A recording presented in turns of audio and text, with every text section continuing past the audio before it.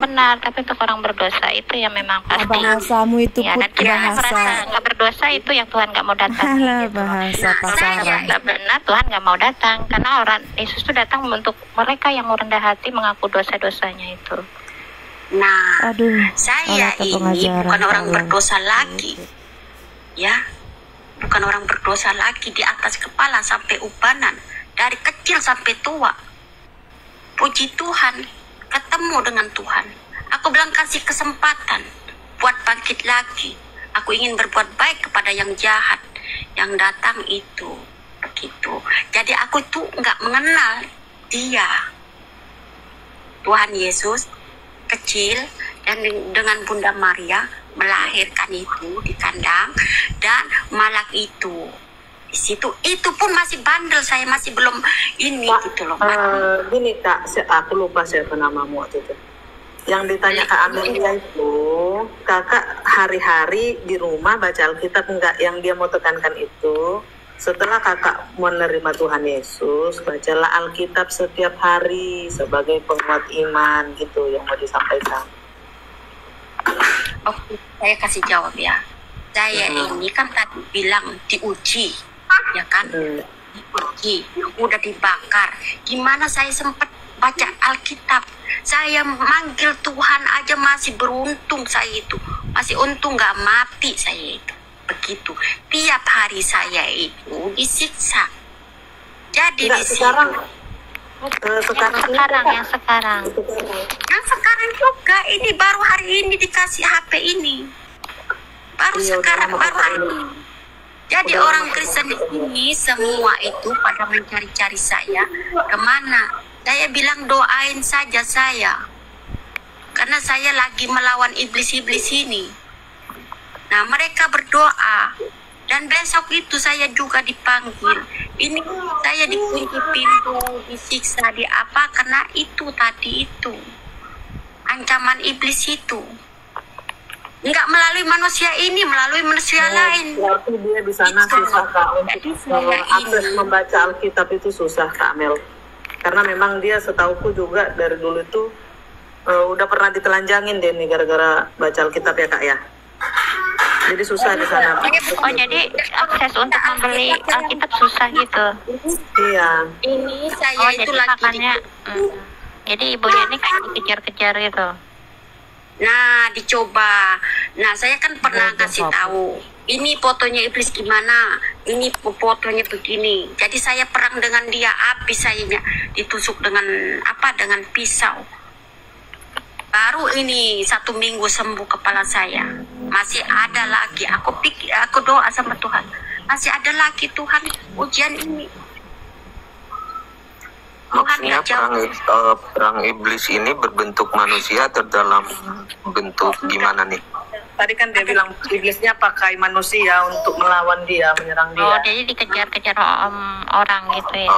Tolol sih Putri, pakai orang untuk bawa bahasa Alkitab gitu. Nah, aku kasih tahu karena aku pernah mati suri.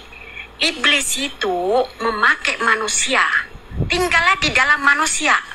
Seperti di gereja-gereja dikeluarin iblis-iblis itu. Tinggallah di manusia itu.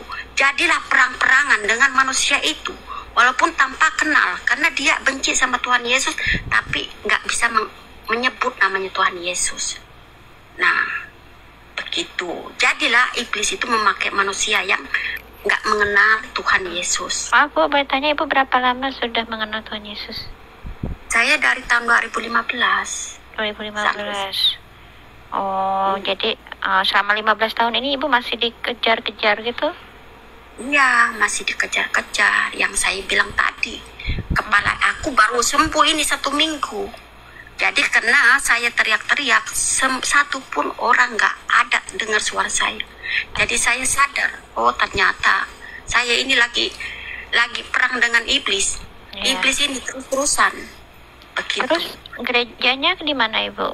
Apa nggak bisa keluar? Dia gerejanya agak jauh dikit, ada gerejanya agak jauh dikit.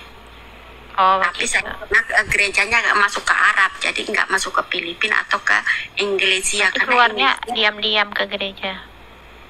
Enggak, besok itu pergi sama laki saya.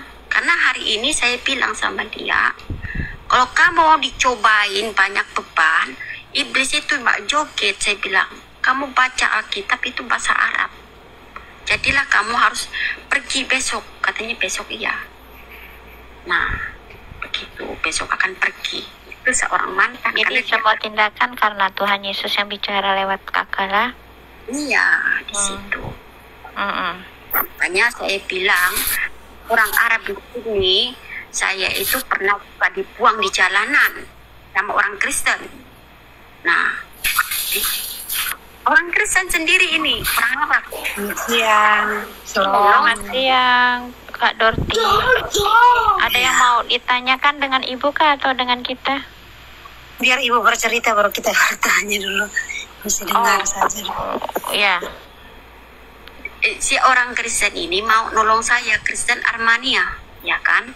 Nah, dia mau nolong saya udah tahu kaki saya itu nggak bisa jalan, nggak bisa apa, karena bengkak kan, karena bekas disiram bensin sama itu disiram air panas, jadi infeksi. Jadi saya udah nggak bisa jalan, nyegang, udah pengadilan semuanya tangguh ke saya maksudnya. Jadi mana saya dibuang di jalan. Pergilah saya ke rumah teman orang Islam itu karena saya dulunya membantu dia membuatin pizza. Ternyata saya juga dibuang di situ. Saya ketawa sendiri. Kaki sakit nggak bisa jalan 1,5 bulan. Saya ketawa dibuang orang Kristen, dibuang orang Islam. Karena saya nggak punya duit. Aku bilang pasti Tuhan nggak bakalan meninggalin saya walaupun bagaimana. Saya akan hadapi semuanya ini. Pergi ke penjara mau minta tidur di sana. Jadinya saya itu ke sana, pokoknya nggak boleh karena ya ada masalah sayanya. Nggak ada satupun yang ngasih tempat ke saya. Ujungnya saya ngontrak sendiri, diusir lagi. Nasib saya. Ini iblis ini banyak ini yang menyerang saya. Karena banyak manusia ini bilang, kalau kamu nggak kembali ke Islam, aku kasih duit. Saya senyum. Aku bilang, kamu nggak pernah begitu. Al-Quran aja bilang, kalau Isa Al-Masih yang akan datang. Kenapa kamu menyuruh saya kembali ke mundur gitu loh? Dan kamu mau mengasih uang, saya nggak minta duit ke kamu. Saya bilang ke orang Islam itu, kamu mungkin goblok nggak baca Al-Quran tafsirannya, dikasih tafsiran, saya baca lagi, senyum lagi. Senyumnya kenapa? Karena Isa ibn Maryam yang disebut-sebut, yang dipuji gitu di dalam Al-Quran. Jadinya habislah dihajar lagi, dibenci semakin banyak orang, semakin sakit sampai sekarang ini. Nah, yang sekarang ini dari tahun 2017 sampai sekarang yang datang itu manusianya ke saya itu bandar narkoba, ya. Kalau mabuk aku pikir ya bisa dianya normal. Ini bandar, ini bisa membunuh saya. Tapi saya lawan itu. Lawan anaknya bawa ke gereja, bukan lawan ditinju. Dibawa ke gereja. Walaupun saya disiksa, dipukulin, dipitnah sama orang yang gak dikenal, saya bawa ke gereja. Ujung-ujungnya dia itu katanya aku udah capek ngejar-ngejar kamu. Itu manusianya ngomong. Saya bilang, kalau kamu ingin sembuh, ikutlah saya. Aku bawa ke gereja. Dikeluarin setannya. Udah. Begitu saya jadinya sampai sekarang ini. Kapan saya bisa keluarnya? Nama setannya dikasih tahu gak, Bu? Apa yang keluar? Dari siapa itu? Yang bilang siapa, kakak siapa? Abang siapa? Hanan Po. Indomie. Abang siapa yang bilang? Apa itu? Yang bilang tadi kakak siapa? Yang mana? Bilang apa? Yang bilang apa? Setan yang keluar itu tadi kakak siapa? Kakak Remi. Kakak siapa? Oh, namanya kakak siapa? Maksudnya nah, itu kan tadi kan masalah apa? Setannya yang keluar. Maaf ya Bu, aku dari agama Islam. Aku juga dulu ikut satanik karena waktu dulu kan aku juga udah buntu dulu aku dari Islam langsung masuk satanik. Habis itu yang ada kok satanik apa? Harusnya ibu tahu dong. Ibu kan apa? Kamu masih satanik sekarang?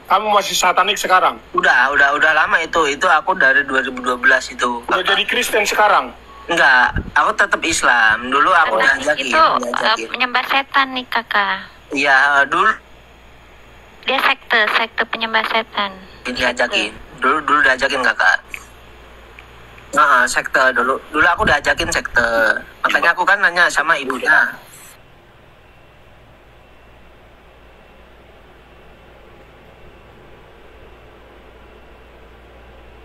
Cuman beda kedok aja.